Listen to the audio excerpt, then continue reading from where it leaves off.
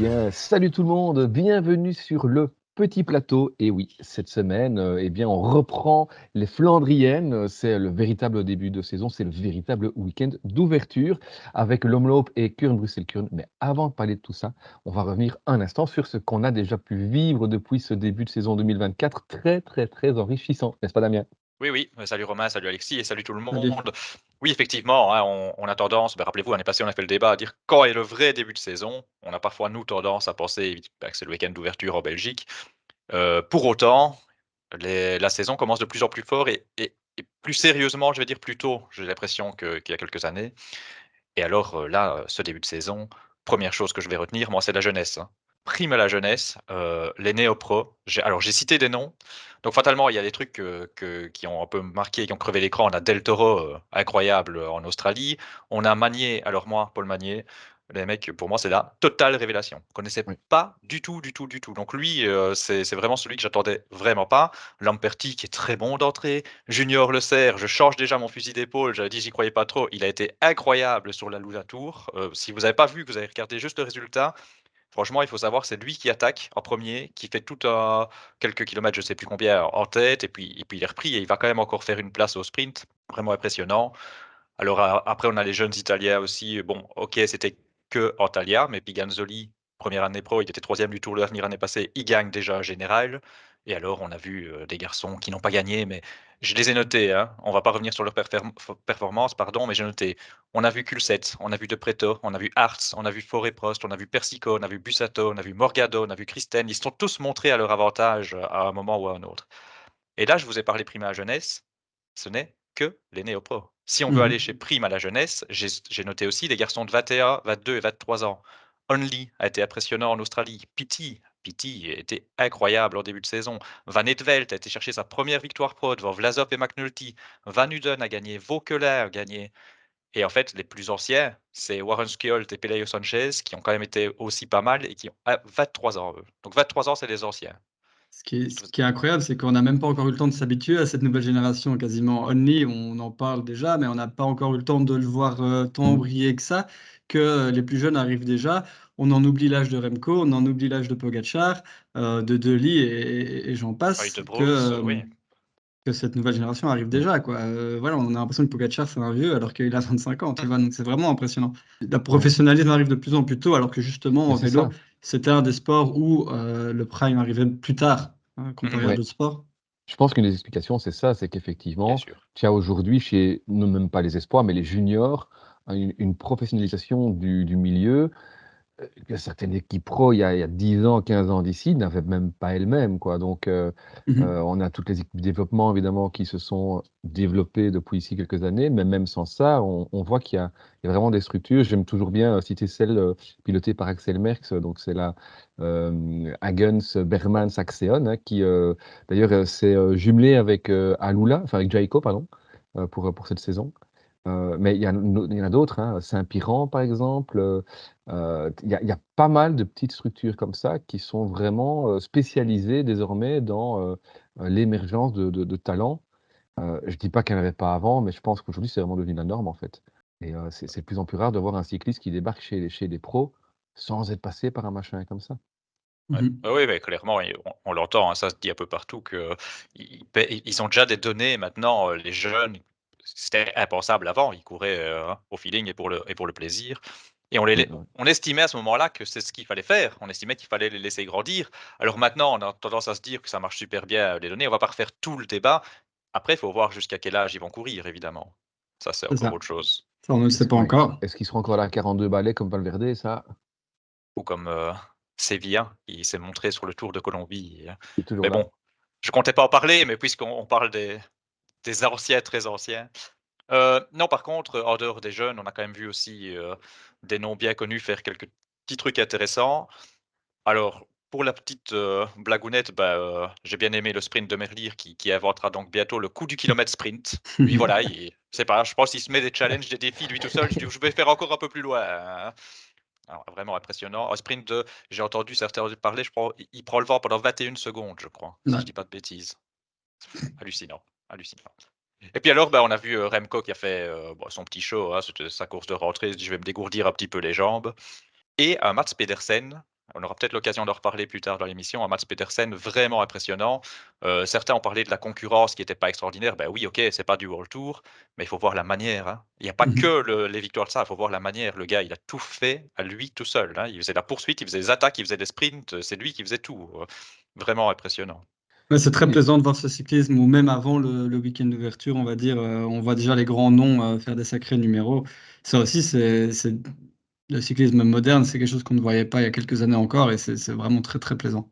oui, ce serait intéressant justement de voir dans ce printemps ces coureurs qui ont fait le choix inverse, de ne Mmh. pas trop se Tout à fait. montrer depuis le début de la saison. Bon, certains parce qu'ils étaient en cyclo évidemment, donc ça ça vient Mmh. gommer, mais c'est vrai qu'il y a des noms dont tu les as cités, il y en a qu'on n'a pas encore vus du tout.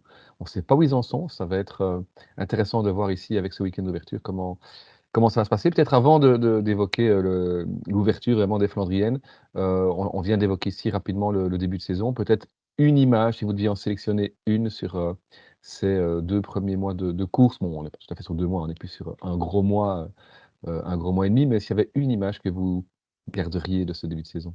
Moi, je vais te citer une pour me rattraper de mon oubli précédent, parce que je n'avais pas spécialement une image. Je vais citer celle de Ben O'Connor, mais c'est plus pour souligner le début de saison, de Decathlon en G2R. Ils volent, hein, ils sont incroyables et O'Connor, c'était impressionnant sa victoire parce que l'écart, il bouge pas. En fait, Ouais. il a vraiment tenu ça, donc voilà, je vais citer celle-là. C'est pas que c'est l'image la plus marquante. En vrai de vrai, l'image, je serais sûrement parti sur Remco, mais je voulais souligner Decathlon, quoi. Ouais, bonne question. J'ai peut-être pas encore assez regardé pour avoir une image marquante. Hem, mais je pense évidemment à Pedersen, mais j'ai quand même envie de dire le sprint de Merlier parce que c'est quand même du rarement vu, un sprint aussi long.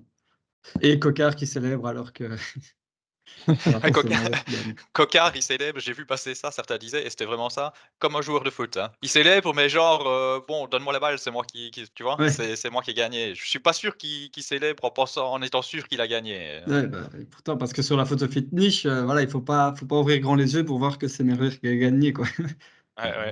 Et Mais toi, ouais, Romain? Merlier, il part avant les barrières. C'est hallucinant, c'est en cause, enfin voilà, c'est assez dingue, c'est un sprint qui m'a marqué effectivement. On a vu d'autres, très belles choses depuis, Oui, mais on je en veux verra dire encore beaucoup d'autres. c'est ça, et des images, on pourrait déjà en citer plein parce que, l'air de rien, on parlait des jeunes, quand tu as Magny et Lamperti qui font 2 fois 1 et 2 et Ouais, qui se regardent et qui enfin, je veux dire, c'est quand même assez incroyable aussi comme image, par exemple, mais Ouais, on ouais, en a ouais. beaucoup, hein, on en a eu beaucoup. Et là, il y a des gens que donc on a cités, qui vont être évidemment les attractions de ce printemps. Un printemps, alors peut-être que c'est parce qu'on focalise aujourd'hui avec le petit plateau sur la situation, mais un printemps qui, j'ai l'impression cette saison va offrir, un certain paradoxe. C'est-à-dire qu'on va avoir des super champions sur certaines courses et puis des super champions qui zappent d'autres courses, pas n'importe lesquelles. Tu as déjà cité notamment Remco Evenepoel. On sait que, alors pas ici sur le week-end d'ouverture, mais en tous les cas, on va voir que, sur l'Estradé, bah, Remco, il y va pas, que Wout, il y va pas. Sans Remo, Wout, il n'y va pas non plus. Hem Comment est-ce qu'on peut expliquer ça? C'est un choix de riches, des équipes? C'est justement cette volonté peut-être de se recentrer sur certains objectifs, pour, quelques grands champions qui courent après, leur, trophée, tant attendu depuis un certain temps déjà pour, en tout cas pour certains? Ouais, en fait, c'est ça. Je pense que l'explication, elle va pas être la même en fonction des c'est ça. coureurs et des situations. Pas celui qui se recentre, si je peux finir revenir sur ce que tu disais tout à l'heure. Enfin, on sait tous qu'on parle de Wout, pardon. Oui, lui, c'est clairement un choix, d'objectif. Par contre, Remco, je vais plus reprendre dans l'ordre avec les courses, Oui. enfin dans l'ordre du calendrier. Un Remco, qui va pas sur l'Estradé, au final, c'est pas si étonnant. Maintenant, moi, ça m'intéresse que tu en parles parce que j'aurais bien aimé avoir votre avis là-dessus. C'est quand même une occasion de s'exercer sur des routes, où il n'est pas le plus à l'aise jusqu'à preuve du contraire. On sait qu'il va y avoir une étape piégeuse sur le Tour. Est-ce que ça aurait pas été une bonne occasion d'aller un petit peu là? Après, ils peuvent faire des Ouais. recos, hein, mais c'est pas la même chose qu'en course. Vu comment tu le tournes, est-ce que ça aurait été bien qu'il aille au Stradé? Oui. Maintenant, on aura l'occasion, je pense, d'en parler tout plein aujourd'hui. Un coureur cycliste, ça doit faire des choix. Il avait le choix entre Paris-Nice et l'Estradé. Il a choisi Paris-Nice. Moi, je ne vais pas questionner ce choix-là. Non, j'ai quand même envie de revenir sur 3 points concernant Remco et les routes blanches. Premièrement, je suis convaincu qu'il a toutes les qualités physiques pour y briller. Ensuite, je pense que le problème, c'est un problème mental et que Remco est quelqu'un de rationnel et qui a une obsession pour le fait de gommer ses défauts et que du coup, il va tout faire pour le faire. Et troisièmement, effectivement, comme tu dis, il a reconnu ses courses et il va encore le faire. Et je suis certain que Quick-Step aura un plan pour l'encadrer sur l'étape des routes blanches sur le Tour. Maintenant, pour les points 2 et 3, donc le plan mental et le point reconnaissance, c'est vrai que l'idéal aurait peut-être été de courir sur ce genre de route-là, de se rassurer, de se prouver qu'il peut le faire.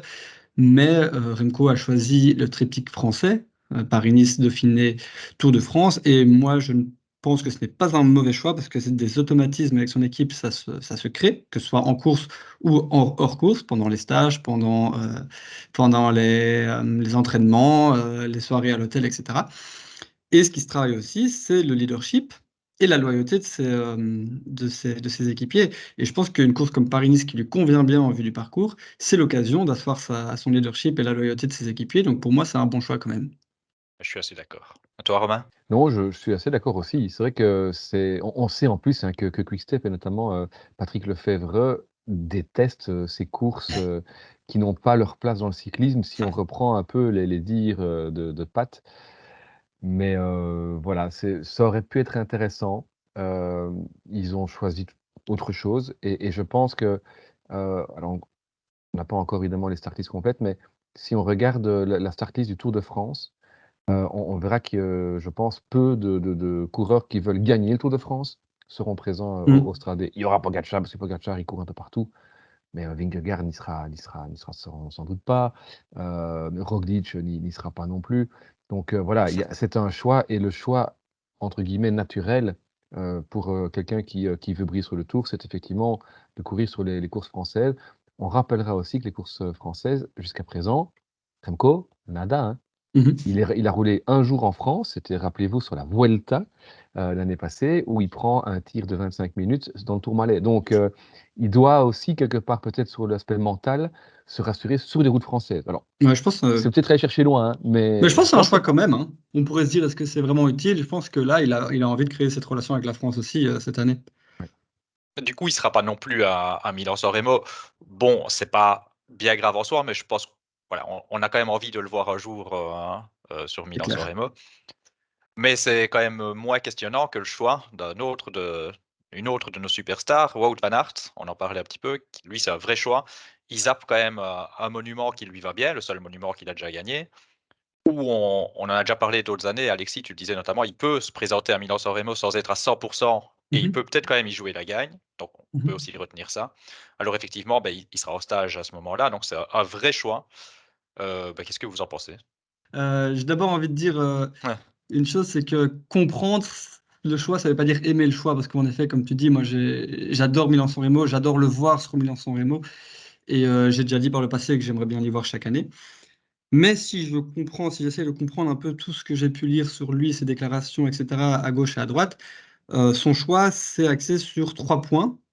Premièrement, sa volonté, comme chaque année, d'être à 100% sur les classiques flandriennes. Deuxième point, d'être à 100% aux JO et aux mondiaux. Et troisième point, c'est peut-être ça le plus important, il a voulu cette année faire 2 blocs de forme. On va appeler ça des blocs de forme, donc c'est une course A jusqu'à une course B où il est en forme. On sait que d'habitude, il fait 3 blocs, le printemps, le Tour de France et les mondiaux. Cette année, il a dit je veux en faire 2 parce que le troisième, je suis moins bon et mentalement, c'est un peu compliqué pour moi.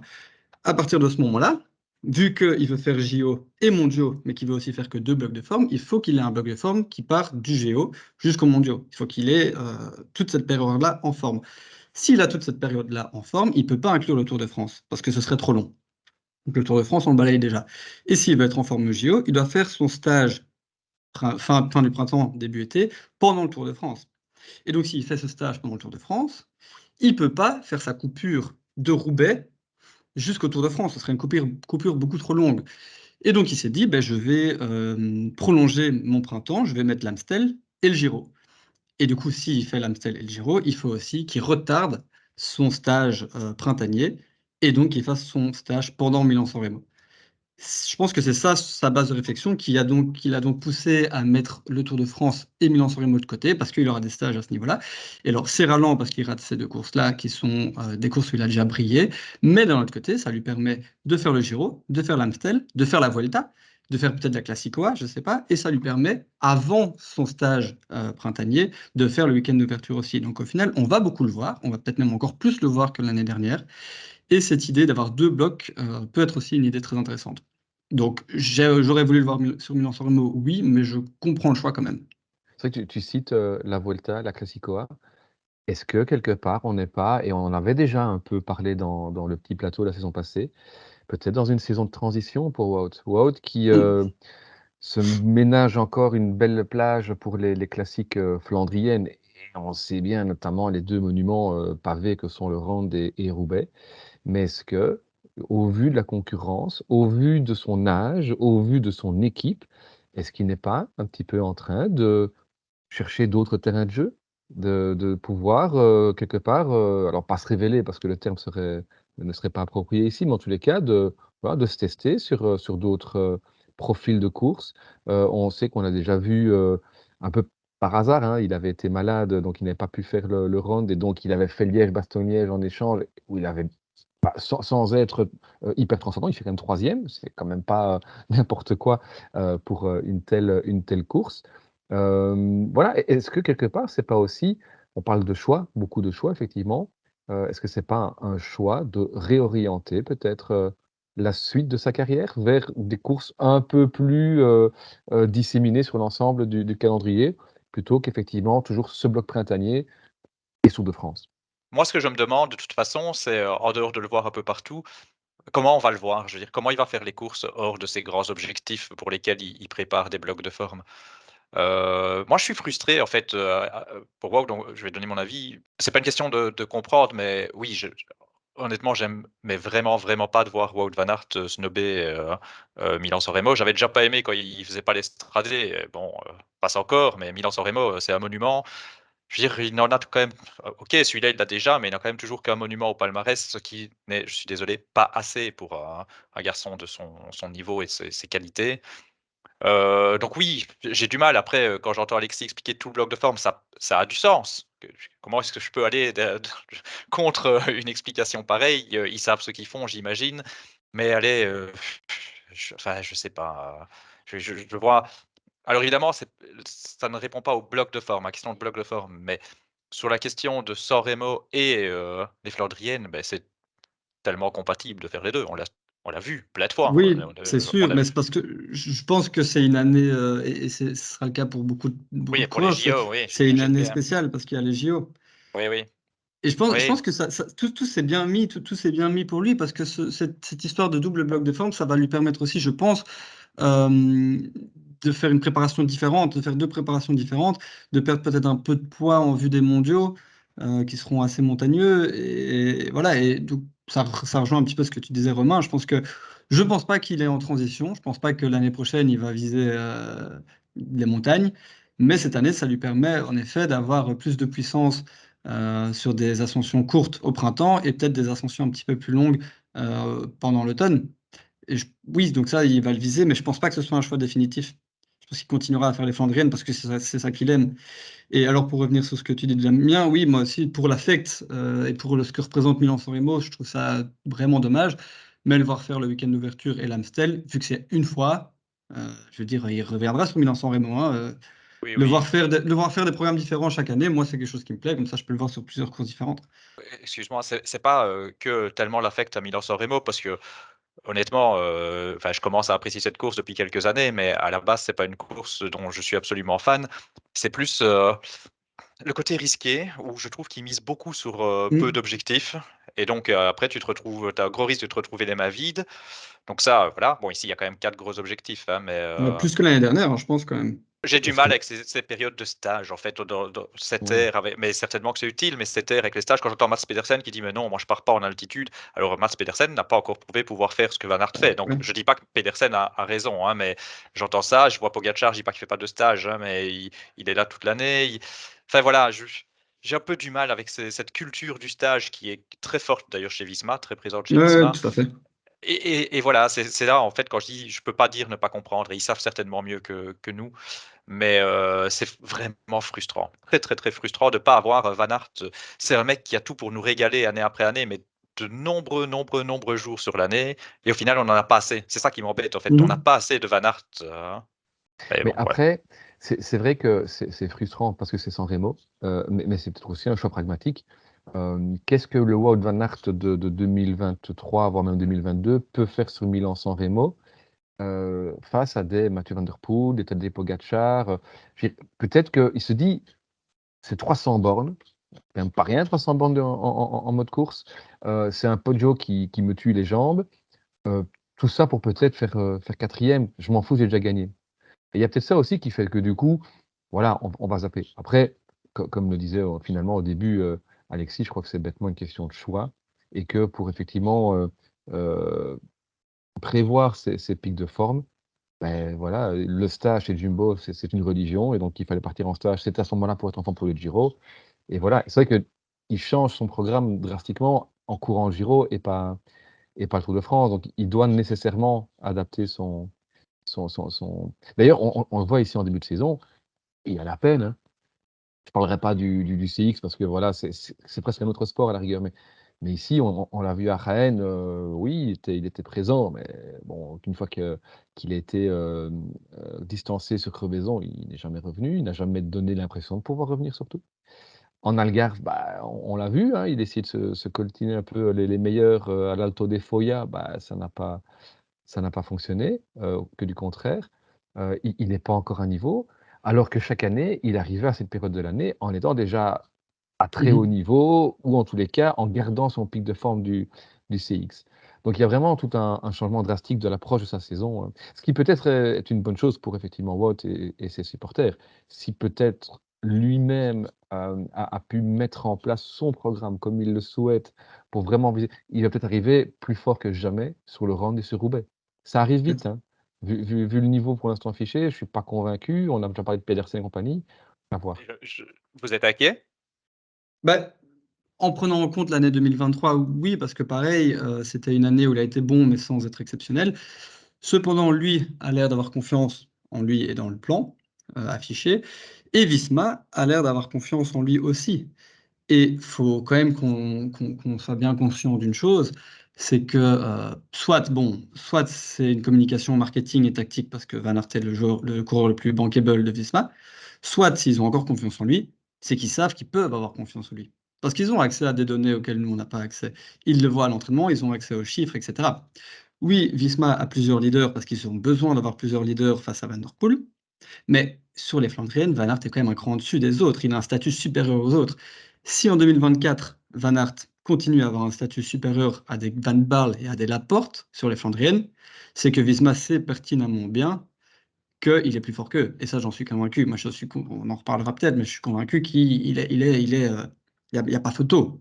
Mais voilà, pour moi, s'il est encore leader devant des gars qui sont pourtant des cadors du peloton, c'est qu'on a encore du grand Van Aert. Mais ça, il n'y a que Visma qui le sait. Oui et puis c'est un peu la culture de l'instant aussi, hein, on est là en train de se dire: «Est-ce que Wout van Aert finalement est encore un vrai leader pour les Flandriennes?» C'est vrai que si on regarde la saison 2023 qui n'était pas une grande réussite, loin de là, beh, au final, Roubaix, il le perd sur un coup du sort.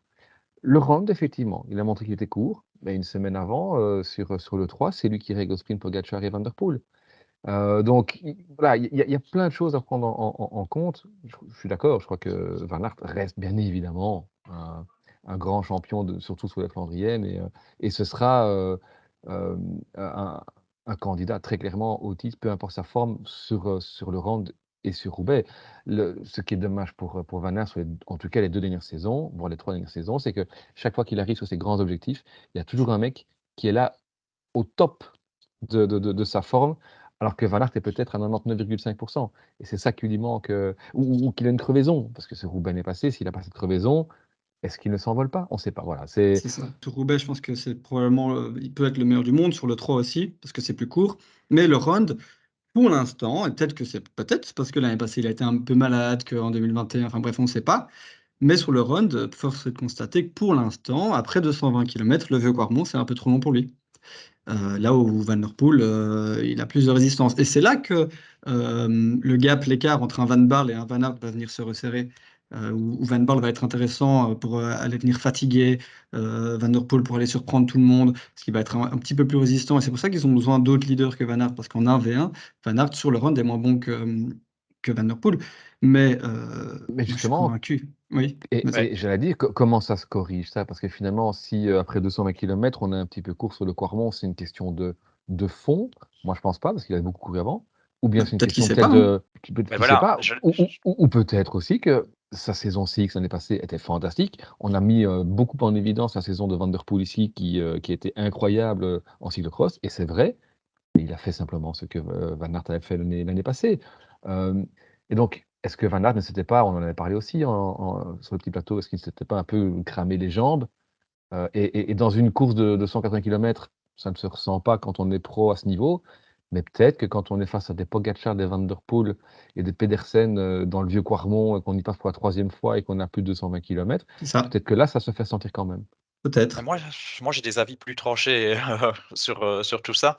Hem, D'abord, avant d'oublier, Alexis, tu disais, si, Wout reste le leader, enfin unique, pas unique, mais le leader au-dessus des autres, c'est qu'ils Mhm. ils ont des données qui permettent de voir qu'on a toujours du grand Wout. Moi, je suis pas si convaincu. Pour moi, tout simplement, alors c'est une critique qui encense, Wout en fait. Heu, je pense que Wout qui n'est pas à 100, qui ne sera pas du tout grand Wout, est de toute façon au-dessus de Van Barle, de Laporte et compagnie. Je pense tout simplement que à la base, Wout est largement, mais tellement largement au-dessus que même si on n'a pas du très grand Wout, il sera au-dessus. Alors, bah, on va reprendre l'exemple, voilà, on vient de citer ici, est-ce que c'était pas trop, est-ce qu'il n'arrive pas un peu cramé sur le run? Beh, sur le run, c'est quand même le troisième homme, hein, même si c'est Pedersen qui fait 3, mais parce qu'il Ouais, il y ouais, a un coup tout à fait. d'avance, mais le troisième plus fort de la course, c'est quand même Wout van Aert. Et c'est derrière un ovni Pogacar qui sait même faire craquer Van Der Poel.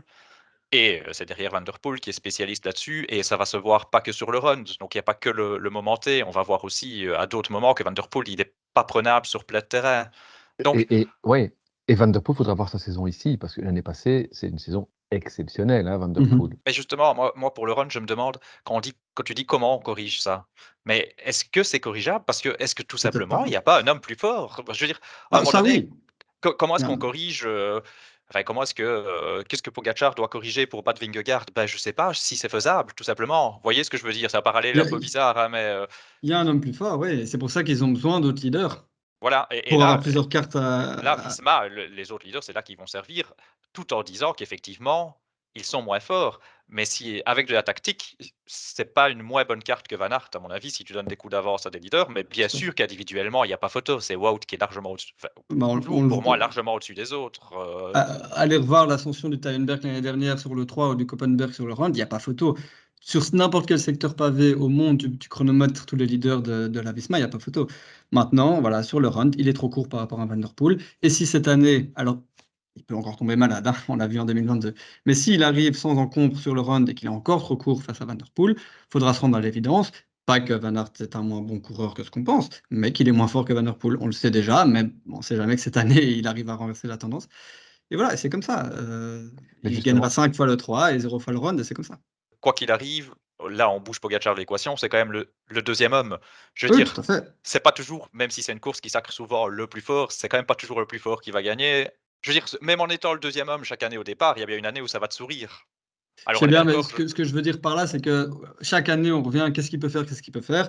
Bah, il pourra chaque année gagner, mais si cette année, il est encore trop court, bah, c'est qu'il est tout simplement trop court. ah oui, Voilà, oui, c'est mais je tout. suis d'accord avec toi. Oui, oui. Mais pour moi, on le sait déjà, enfin trop court, c'est trop dur, mais Ouais. pour moi, on le sait déjà que sur le run, c'est pas le favori et qu'il Oui, oui. faudra qu'il se passe quelque chose. Par contre, Roubaix, bah, c'est là qu'on en revient aussi. Est-ce que l'année passée, il était pas au top forme? J'en sais rien. Quand je le vois à Roubaix, il est quand même hyper impressionnant. Je sais pas s'il peut être encore mieux que ça. S'il est mieux que ça, il va les démonter, hein, sur les pavés, hein. Ouais, on verra bien, ouais, je sais pas trop. le Rhône cette année, on a cité Pogacar, il sera pas là. Ah bah, j'allais y Euh, venir aussi. Vas-y, est-ce vas-y. est-ce que, est-ce que, compte tenu de tout ce qu'on vient de dire ici, on a bien compris, à force, enfin, pardon, à niveau de forme égal, Van Der Poel est un cran au-dessus de Van Aert sur cette course-là. Est-ce que du coup, en l'absence de Pogacar, c'est free win pour Mathieu Van Der Poel sur le Rhône cette année-ci? Au niveau individuel, il va être en théorie injouable, mais l'absence de Pogacar, pour moi, ça va peut-être plus. C'est difficile parce que Pogacar, on va se dire, bah, on a vu que Mathieu savait pas tenir sa roue. Donc dans l'absolu, pour Mathieu, a priori, c'est bien qu'il soit pas là. Mais d'un autre côté, il avait un mec qui allait rouler avec lui. Là, pancarte, plus grosse pancarte que ça, il peut pas avoir, hein, cette année. Bah, si Visma, justement, on venait d'en parler, décide de mettre, enfin de prendre des coups d'avance, eh ben, je sais pas s'il va pas regretter que Pogacar soit pas là pour lui donner un C'est coup de ça. main, en fait, Van der Poel. Moi, je pense que Van der Poel peut se faire piéger dû à l'absence de Pogacar. C'est tout à fait ça. L'absence de Pogacar pour Van der Poel, c'est la quasi-assurance de ne pas être lâché à la pédale dans le vieux Quarmont, mais c'est lui rajouter du poids. Et alors, pour vous dire autre chose, pour moi, ça rabat fortement les cartes parce que si ça part à 100 km de l'arrivée comme l'année dernière avec un gros groupe, dont Pedersen, etc., l'absence de Pogacar fera que Van der Poel et donc Wout van Aert iront avec.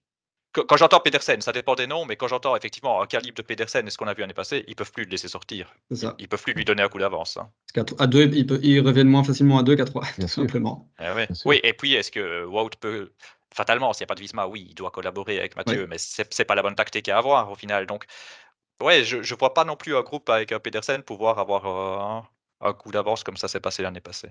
Mais alors du coup, où Mathieu Van Der Poel doit-il attaquer dans le Pas rang pour ça. décramponner, Wout van Aert? Parce qu'on a vu que Mathieu Van Der Poel, c'est quand il attaque sur des pentes très raides, hein, finalement, très courtes. On a vu le championnat du monde à Glasgow, on l'avait vu, sur l'Estradé, sur Milan-San Remo.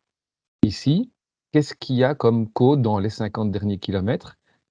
Oui, le Paterberg. Il va attaquer dans le Paterberg. Mais est-ce que tu viens de le dire, sur les pavés, Van Aert, ça reste un des tout meilleurs du monde. Donc, Koppenberg, Paterberg, allez, tu fais un contre-la-montre dans le Koppenberg et le Paterberg, je pense même que Van Aert va gagner. et je Mais pense, si vous vous rappelez bien l'année passée, c'est quand, Pogacar, sort du Koppenberg, c'est pas Van der Poel, hein, qui est derrière, c'est Van tout à Aert fait. et Van der Oui, Poel est plus loin. je pense que ces deux ascensions-là, le Tyenberg pareil, je pense que même Van Aert est un peu meilleur, mais Van der Poel est bien plus résistant. Et donc, ça, dans les 5, il peut le lâcher dans les 5 dernières côtes, à la C'est ce que j'allais fatigue, dire. Ouais, j'allais dire aussi, c'est à l'usure. C'est pas à tellement l'usure. la côte, c'est qu'il doit l'user en fait. Mais c'est sûr Mhm. que Van der Poel doit pas faire enfin, il doit pas avoir une course toute calme, si on peut dire ça, du run. Et puis essayer de placer son démarrage au dernier moment. Je crois que c'est vraiment, il faut durcir la course et il faut avoir Wout à l'usure, hein. De toute façon, Wout, on le voit souvent. C'est vrai que sur la résistance, c'est parfois un peu étonnant, mais je vais ramener ça au sprint. Quand tu vois les sprints après les courses dures, tu vois quand même qu'il manque de jus, hein, et c'est Il là doit qu'il faut m'enrouler. travailler. Ouais, ouais.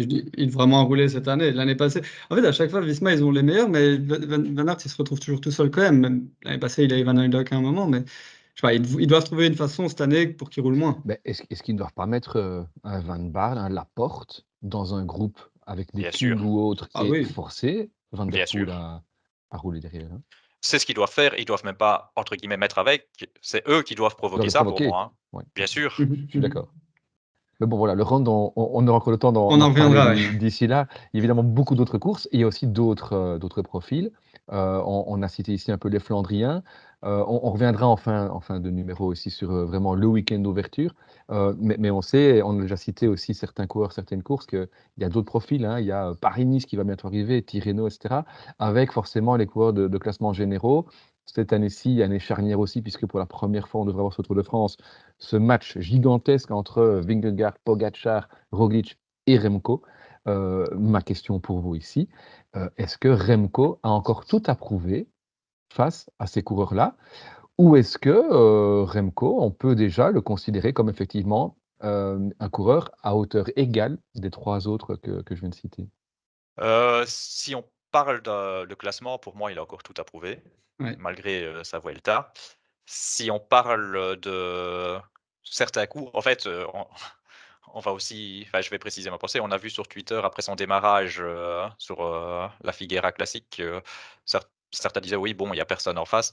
Pour moi, sur ce genre de truc, sur ce genre d'effort où il peut démarrer dans les pourcentages et puis asphyxier sur le plat ou bien même démarrer sur le replat, là, il a strictement rien à prouver. Je veux dire, même son Liège, alors on me dira à Liège, bah, il y avait pas, Pogacar, il y avait pas, Vingegaard. Déjà, ça me fait toujours sourire quand on me dit: «Il y avait pas Vingegaard sur des courses d'un jour». Bah, lui, il a tout à prouver, Vingegaard, Oui, tout à fait. mais sur ce genre de démarrage, heu, alors non, pour moi, il n'a déjà plus rien à prouver et de toute façon, s'il a quelque chose à prouver, je vais, vous savez, c'est pas mon genre, d'être si, catégorique et enfin, je trouve pas le mot, mais si direct.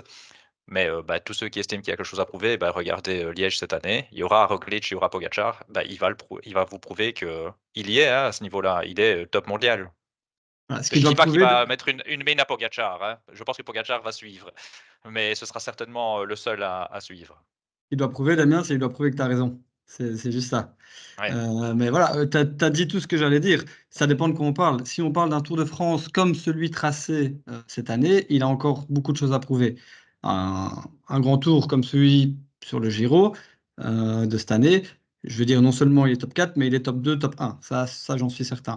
Euh, donc oui, pour les grands tours, il y a encore beaucoup à prouver, mais sur certaines classiques, comme tu dis, non. Et alors, il faut bien préciser de quoi on parle. On parle de courses où les ascensions sont plus longues que le Round, mais moins longues que le Lombardie.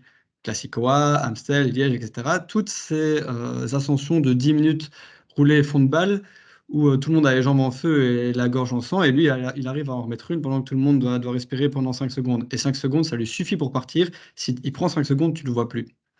Et là, oui, je suis convaincu que sur ce genre d'effort-là, il n'y a que Pogacar qui peut le suivre. On entend de plus en plus que Mathieu Van Der Poel pourrait faire de Liège aussi un objectif, prolonger sa saison et le viser. Est-ce que, je vais te donner du coup la parole à toi, Romain, en premier. Est-ce que Mathieu Van Der Poel peut être aussi un de ceux qui suit Ouais, je sur un pense Liège, que, sur un Liège-Bastogne-Liège? en tout cas, il a montré que sur des ascensions courtes où ça se joue au punch, il peut être présent.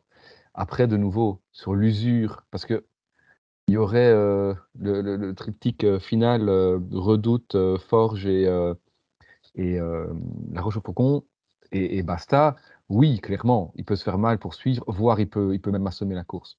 Mais il y a tout ce qu'il y a avant. Et donc là, en l'état des choses, je pense pas. Je crois que c'est quelqu'un qui peut très bien venir faire une place dans le top 10, mais de là à jouer la gang cette année-ci, moi, j'y crois pas trop, sauf s'il axe sa préparation. Mais voilà, c'est un peu comme un Van Aert. C'est des coureurs qui sont un peu lourds, je pense, pour des profils de ce style-là, mais en axant leur préparation plutôt sur les Ardennaises, hein, pour le coup, que pour les Flandriennes. Ce serait intéressant et je vais pas dire que oui, ils seront capables de gagner ça, mais je vais dire que, on ne pourra pas dire qu'ils ne sont pas capables de le gagner. Voilà, c'est un peu Mmh. c'est la nuance, mais voilà, Van der Poel sur Liège, j'y crois pas cette année-ci, mais je ne ferai pas une croix dessus, sur l'ensemble de sa carrière. C'est ça, ça dépend comment tu poses la question. Est-ce que Van Der Poel peut gagner Liège? Oui. Est-ce qu'il peut battre Pogacar et Van Der Poel à 100%? Non, ça je pense pas. Vous savez, moi je parle beaucoup, chaque podcast je parle de temps d'ascension. Je pense que tout comme Van Aert, son plafond semble être 10 minutes. Et paradoxalement, sur 5 minutes, il est moins bon que Van Der Poel aussi. Mais bref, face au grimpeur, son plafond semble être 10 minutes. Van Der Poel, je pense qu'il est plus bas, son plafond. Et la redoute face à Evenepoel et Pogacar, c'est trop long pour lui. J'en suis Ouais. convaincu. Ouais. Alors que c'est court, hein. La Redoute, c'est 4 minutes, 5, 4 minutes 6, je pense, ton ascension, record de Remco justement. Mhm. Mais de nouveau, c'est cet enchaînement. C'est que quand tu as une côte qui arrive, 10 kilomètres plus loin, est-ce que c'est pas presque la même côte finalement? Donc c'est cet enchaînement où C'est ça. j'ai là, j'y crois pas trop pour l'instant. Moi, j'allais y revenir même sans l'enchaînement justement, quand j'entends Alexis parler de la Redoute. Je pense que, pas que c'est trop dur pour, Van Der Poel, mais ici on fait des comparaisons avec d'autres fantastiques. Je pense que Remco, sur la Redoute, même s'il y a pas d'enchaînement, il peut asphyxier, Van Der Poel. En remettant sur le replat, j'insiste beaucoup là-dessus en fait. Quand Oui, il oui, arrive oui. sur le dessus, je pense vraiment qu'il peut asphyxier presque la totalité du peloton. Ouais, je suis Alors d'accord. après Pogacar, vu que c'est, un dieu, on ne sait pas de quelle planète il vient, non, il sera en théorie, il sera toujours capable d'être là, mais je pense que même à Van Der Poel, il sera asphyxié. Ces 2 succès, sur Liège, ils sont construits comme ça, hein. La Mhm. première année, il redémarre sur, quand on arrive au sommet de la route, on part sur la gauche, il démarre là. Il y a que c'est Powless, je pense, qui est le seul à plus ou moins suivre et qui s'asphyxie directement. Et l'année suivante, on part à droite et là, c'est donc il y a une légère descente, enfin une bonne descente et puis hop, ça remonte avec, c'est pas vraiment une côte, hein, c'est Cornemont, c'est un faux plat, dégueulasse, mais voilà, c'est là où, je crois que c'est Pidcock, qui de lui-même donc suivait et s'est dit: «Non, c'est bon, Ouais, je vais tout à me faire fait. exploser, je m'arrête». Tout le monde se dit: «Mais qu'est-ce qu'il fait Pidcock, hein?» C'est la En spécialité termes de Pidcock, ça quand même aussi, hein, se ouais, faire exploser, le caisson, hein, ça c'est mais voilà, ouais. Je voudrais dire un truc, c'est que ça m'embête d'avance, que je sais qu'on va encore dire que nous, les fans de Remco, on en fait trop, alors que je précise, vous le savez, et ceux qui nous ont déjà écoutés, je suis pas spécialement un fan de Remco, hein. Donc ici, franchement, je pense être objectif en disant tout ça, hein.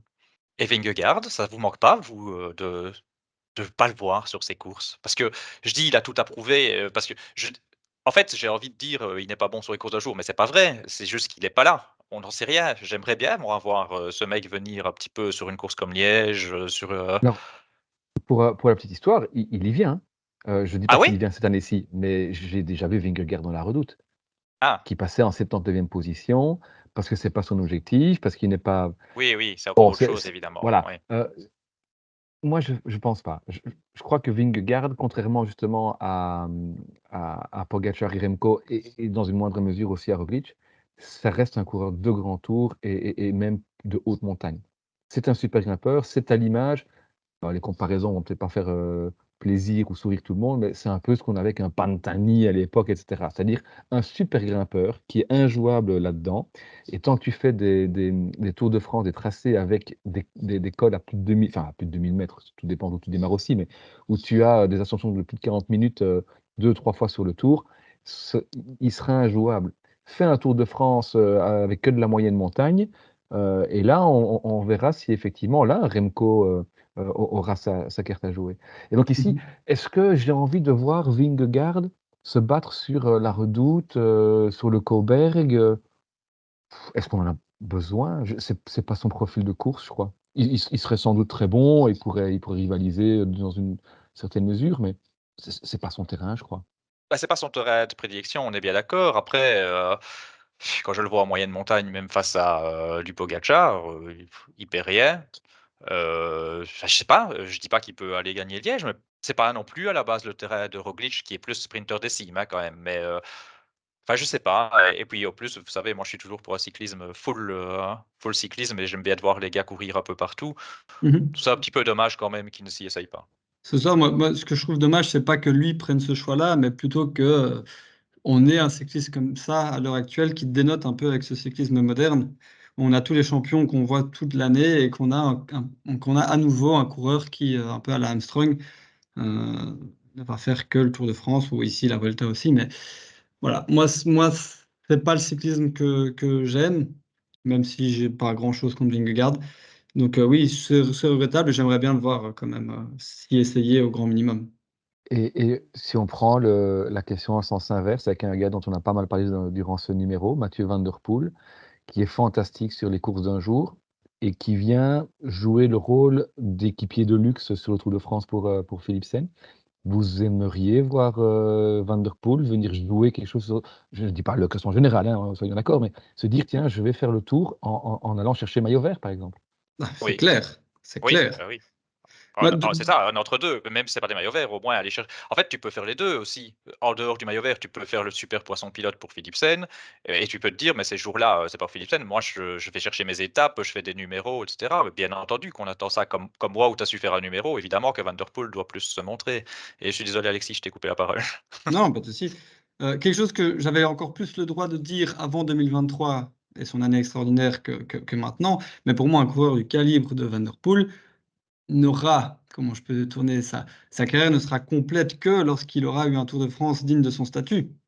Et là, j'ai peut-être plus le droit de le dire parce que son année 2023 est une année historique, mais je suis désolé. Il doit avoir un coureur comme lui doit avoir un Lafilippe 2019 ou un Van Aert 2022. Et moi, je trouve ça dommage qu'il ne l'ait pas. Maintenant, c'est pas cette année que tu vas l'avoir, hein. Non, bah non, bah donc ça va faire 4 années d'affilée qu'il snobe un peu le Tour de France. Et à côté de ça, voilà, c'est un monstre sacré, mais je trouve ça dommage qu'il ait snobé autant de fois le Tour de France. Oui, oui, parce qu'en début d'émission, j'ai dit, on n'a pas du Van Aert qui régale à chaque fois. En fait, Van der Poel, finalement, en jour de course où il régale, c'est pas non plus si énorme, hein. Ah mais bien sûr, mais ils ont un choix de carrière totalement différent les 2. Van Aert, il a choisi la polyvalence, le jeu d'équipe, et cetera. Van der Poel, il a choisi d'être fort 4 jours sur l'année, mais 4 jours sur l'année, il est injouable et donc il a Ouais, un meilleur palmarès. oui, oui. Mais il a peut-être pas en termes de grand public, est-ce que Van der Poel a vraiment plus marqué le grand public que Van Aert? J'en suis pas sûr, le très grand public, hein, ceux qui ne regardent que le Tour de France, par exemple. En tout cas ici, pour, cette saison de ce printemps, et notamment ce printemps des Flandriennes, bah, il sera de nouveau là évidemment, Van der Poel, hein, donc ça c'est une évidence. Par contre il ne sera pas là, lors du week-end d'ouverture. A priori, en tous les cas, il n'est pas annoncé pour le départ de l'Omloop.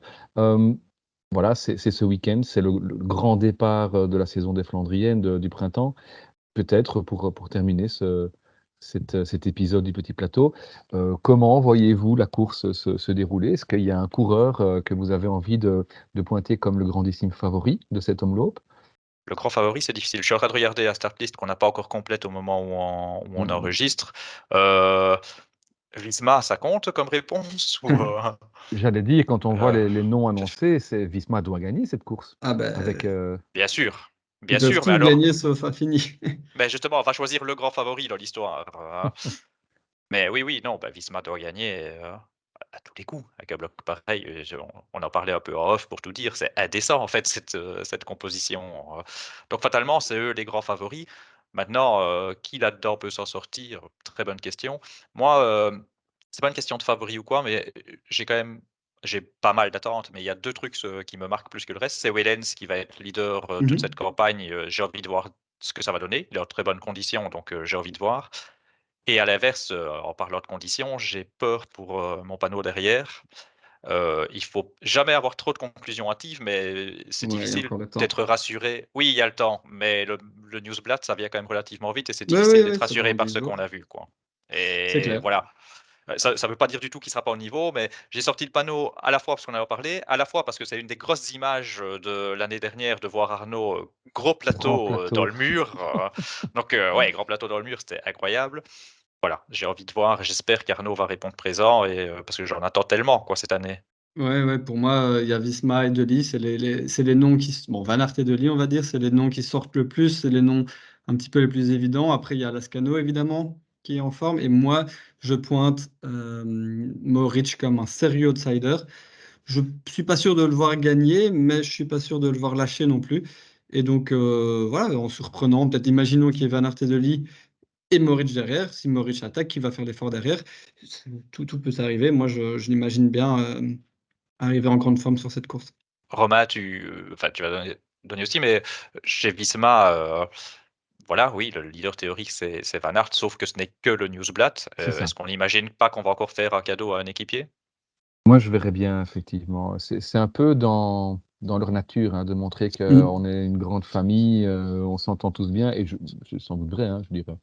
Mais je ne serais pas étonné effectivement que ce soit un peu carte blanche pour, c'est malheureux de le dire, mais des seconds couteaux comme, Van Baarle, Benoot, voire peut-être un Laporte, hein. Un Laporte qui se construit tout doucement, l'air de rien, un palmarès assez intéressant, hein, sur les Flandriennes, donc ce serait une belle course pour un Laporte. Après, À est-ce que Tratnik, qui va Laporte, très bien pour l'instant. Tratnik bien évidemment, ouais, ouais, ouais. Oui, on peut tous les citer, hein. Chez Visma, c'est indécent, Oui, c'est parce que Tratnik, on le voit, que les ouais, autres, on n'a pas encore nécessairement tout à vu, fait. quoi, mais oui, oui. Ouais, ouais. Et c'est vrai qu'en dehors de ça, voilà, qui va pouvoir venir un petit peu bousculer ça? Ce sera du homme contre homme et c'est ça aussi où je me dis que finalement en Visma, peut-être que dans Grammont, il faudra voir qui sera encore de Visma devant et c'est un peu la course qui va décider, je pense, chez eux qui sera là. Parce que Wout, on n'a pas en tous les cas rassuré, en tout cas n'apparaît pas au top de sa forme ici pour aborder ce week-end. Sinon en théorie, ça devrait être lui effectivement. Mais donc qui va pouvoir rivaliser avec Visma?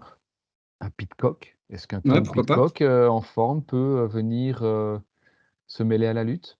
Oui, Je suis en surpris qu'il principe soit oui. là. Moi, ouais. On avait dit qu'il faisait plus les Flandriennes et tout ça. Je suis Bah, surpris qu'il soit là, pareil, en fait. je pense que c'est le même état d'esprit, que chez Visma. Il le fait avant un stage et comme il est libre, il y va. OK. Et sait-on jamais, j'enterre pas Asgreen. Bon, j'y crois pas trop, hein, mais Asgreen Prime, Alexis t'en avait parlé, les gens, les cyclistes qui ont eu la plus de rentabilité sur leur petite carrière, enfin sur leur petit prime, en Ouais, ouais, carrière, ouais. Asgreen, c'était fatalement, lui, il a bien rentabilisé. Je sais pas s'il peut revenir à ce niveau-là, mais voilà, par-ci par-là, Asgreen, de temps en temps, paf, il revient, il sort un petit coup d'éclat, sur le Non, mais tour ou à gauche, à droite, il hein. sera peut-être présent, mais de là à lâcher, les meilleurs, dans le Bosberg, j'y crois pas trop. Non, mais il bat Van der Poel au sprint, hein. Oui, oui, oui. Non, Après mais le ça, run. c'est un peu en plaisantant. Il a une poids de vitesse pas dégueu, mais pas Ouais. oui. À la rigueur, quitte à miser sur quelqu'un de chez Soudal, mais c'est plus le cœur qui parle parce que la raison, je préférais que ce soit Alaphilippe. s'ils pouvaient nous sortir parce que c'est évident que c'est la dernière saison chez Soudal, s'ils pouvaient nous sortir une dernière belle victoire en World Tour sur une belle classique, et faire un petit peu taire les critiques qui viennent parfois de son propre camp, hein, de Lefebvre, ça peut être sympa. Et c'est une course qui, dans ses plus belles années, lui aurait bien convenu parce il faut du punch, il faut pouvoir régler un petit groupe au sprint à l'arrivée éventuellement. Enfin, voilà, c'est une course qui, au prime de sa carrière, pouvait évidemment lui convenir. Donc, voilà pourquoi. Et c'est vrai que c'est pas aussi dur que les autres, comme le Rand ou le 3, donc ça peut être intéressant. Mais voilà, je dis, c'est plus le cœur qui parle. Je n'y crois pas trop. Non, ben, je comprends le côté cœur, parce que moi, c'est mon éternel regret, cette chute qu'il avait eue sur le run avec la moto. Voilà. J'aurais vraiment Ouais, aimé le voir avec les 2 autres. ouais, tout à fait. Ouais, bah, on pourrait citer plein d'autres noms, mais c'est vrai, comme tu le dis, Alexis, c'est pas non plus la course la plus dure. Les autres noms qui nous viendraient en tête, spontanément, bah, je les garde plutôt pour une course comme le Run, par C'est ça. exemple. Toujours Avec est-il que j'ai l'usure, super hâte de cet homme-là. Ouais, tout à fait. En tout cas, on aura pas mal d'enseignements sur l'état de forme des coureurs. Et puis, il n'y a rien à faire. C'est le week-end d'ouverture. La météo risque de pas être de notre côté, hein. C'est dans la lignée de tout ce qu'on a eu depuis des mois maintenant ici en Belgique. Et donc, on risque d'avoir des pavés très gras, ce qui peut évidemment encore tout chambouler et venir offrir une course spectaculaire à tous les niveaux. En tout cas, on a hâte, on va voir ça, on se réjouit. On regardera aussi, on aura un œil, allez, quand même attentif sur ce qui va se passer en France, puisque on sait qu'aujourd'hui, le week-end d'ouverture en Belgique coïncide avec le week-end d'ouverture en France, avec la Drôme et la Faune Ardèche classique. Donc voilà, cette fois-ci, le printemps est vraiment lancé. En tout cas, il va être lancé ce week-end avec le petit plateau. On va bien évidemment décortiquer tout ça plus en détail tout au long de la saison. En tout cas, merci beaucoup de nous avoir écoutés. Alexis, Damien, un grand merci. Et Merci. on se retrouve avec plaisir. rapidement pour la suite de la saison 2024. Ciao, ciao, bonne Ciao, saison à ciao. tous. À bientôt, bonne saison.